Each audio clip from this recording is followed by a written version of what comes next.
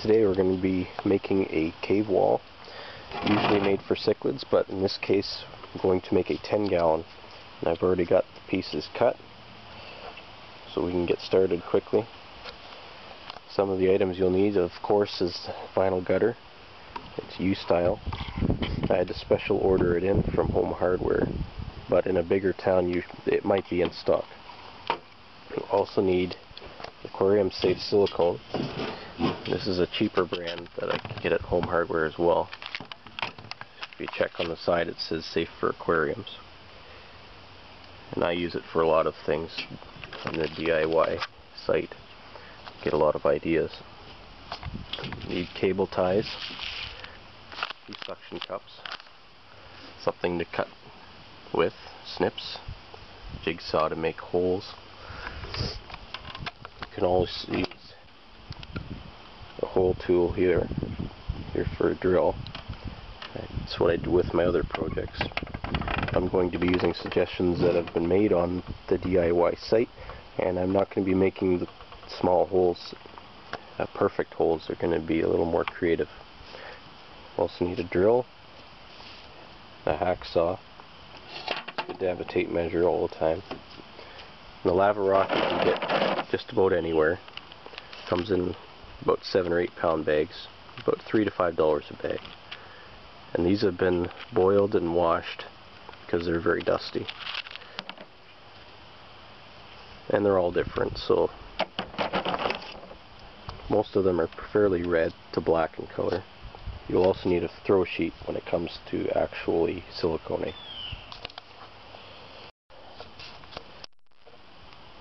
So when it comes to making cuts, you want to make it an inch less than the tank length on the inside.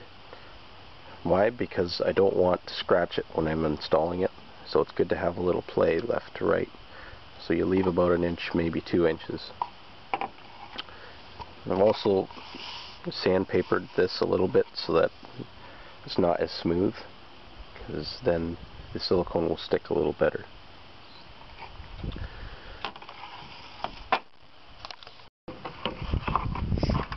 Now that we've got the pieces that we want together, and the way to measure this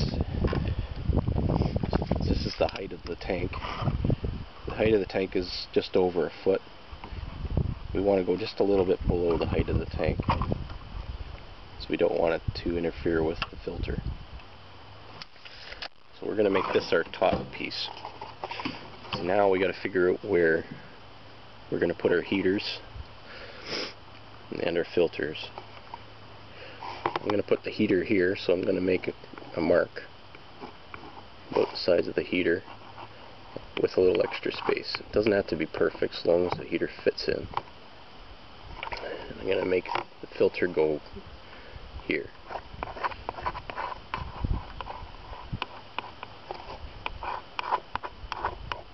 So now we made our mark.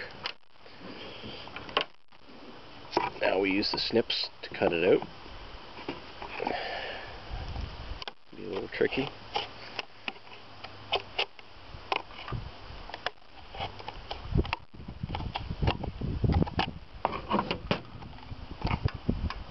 And we just put it back and forth a few times.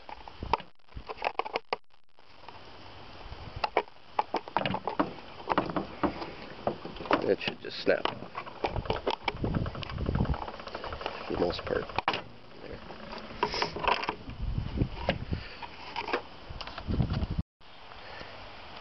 See, now we have our cuts made. Our cuts for the heater, and our cuts for the filter. And this is going to sit on the back of the tank, so it doesn't look good right now, but we'll get to that part later. Now we're going to put the pieces together. And for that we're going to use cable ties. Pretty simple. We're going to use the drill to make some holes. I don't know if you can see this, but I'm going to make some holes. Only 1, 2, maybe just 3 holes in each thing. Now we've got our 3 pieces together. You can see the cable ties. We're just going to clip the ends off of them. It looks a little curved, but it's not going to matter because once it's siliconed it'll flatten out. And I also cut a few extra holes in the top piece. That is going to be for attaching it to the aquarium. But that will come later, but it's good to have those holes there now. Now that we have all our pieces together, we're ready to plan our design of how we want the holes to look. So you grab your pencil and keep in mind where the heater and the filter are going to go, because we don't want a hole over the top of those. So now we're just going to make random shapes.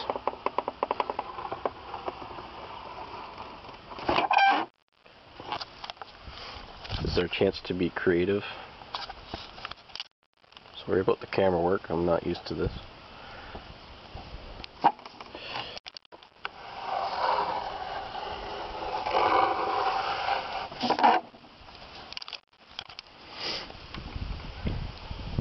So really you can do anything with it. It doesn't really matter, whatever you want. Now we're going to cut out our holes with the jigsaw. Now that we have our holes cut out, we're going to take some sandpaper and just sand down the edges because it is very rough. We don't want the fish to get hurt, so we're going to file those edges down. Okay, now comes the time-consuming part. We've got our drop sheet ready to go. Got all our rocks that we need, silicone ready. Can't stress enough having gloves on. So now we're gonna start at a corner and work our way. We don't want to start in the middle and work out. I've done it before and it doesn't work out too well. So we want the rocks nearby so we can pick and choose what we want, because it's like a big puzzle. So I'm probably going to start this corner and work my way into the middle. And when siliconing the rocks, put the silicone on the rock first, then place the rock. If you place it on here, you're just going to waste a lot of silicone. So we'll see how it works. Now we got all the rocks glued. So it's basically put together. I accidentally got white instead of clear, but it's just for the last 10 rocks or so. After it cures, which will be about 24 hours, we'll start trimming these little pieces off of silicone. We'll trim it off with a knife. I'll just tidy it up a little bit more. Okay, it's been a few days since we've glued all the rocks on. It only needs about 24 hours to cure.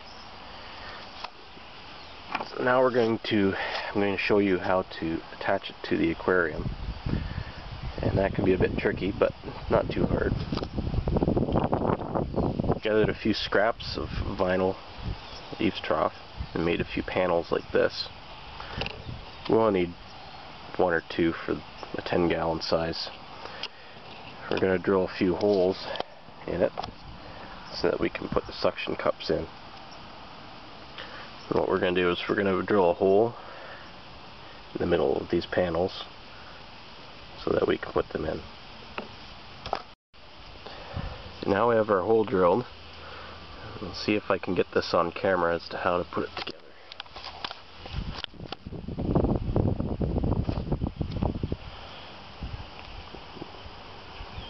Okay, we got to make sure we get the right end. This is going to be the end we want up. There, it's nice and clipped in. Now we pick a spot that we want it. And that's the top, so I'm just going to probably put it probably right here, so that when you look in the holes you can't see it too well.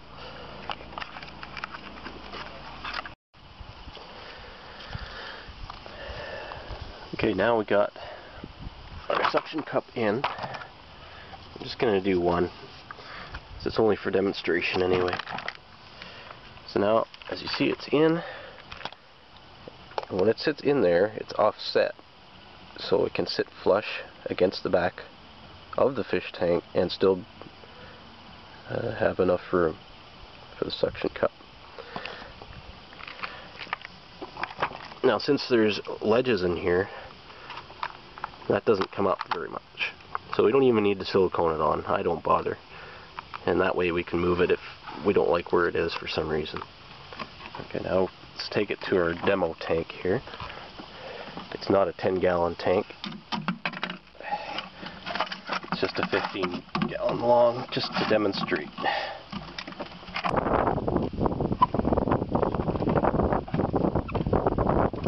There it is. Suction cups are in. Now let's look at it from the back.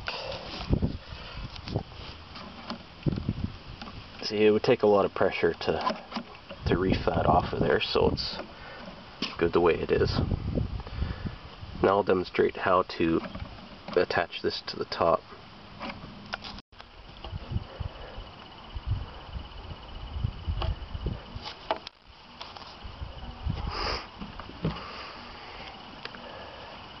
Okay, now I'm going to show you how to attach this to the back of the tank.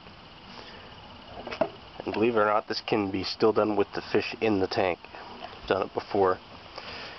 What you do, you got your holes lined up.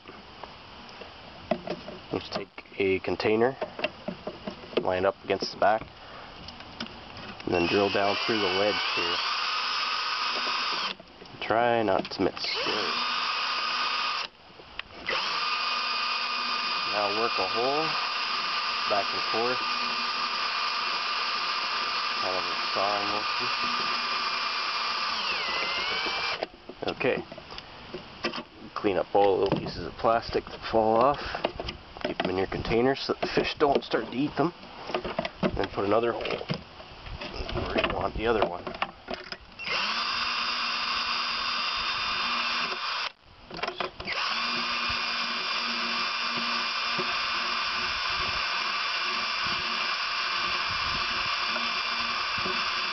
It's not good for your drill bit, so take your time. Okay.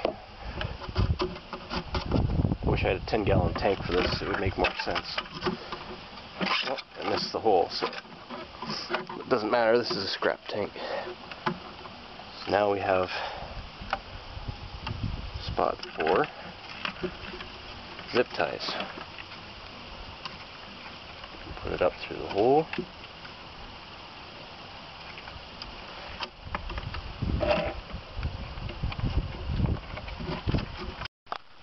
Sorry about that, my batteries ran out right when I was doing what I was doing.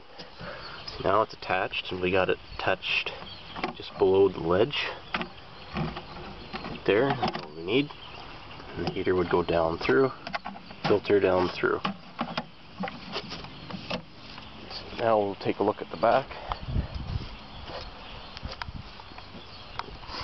Let's see if I had the right tank, this would be better, but the suction cup would be here. And it'd be flush against the back, and the fish can swim in and out any way they please. It's a nice addition to the tank. Thanks for listening and looking at my video.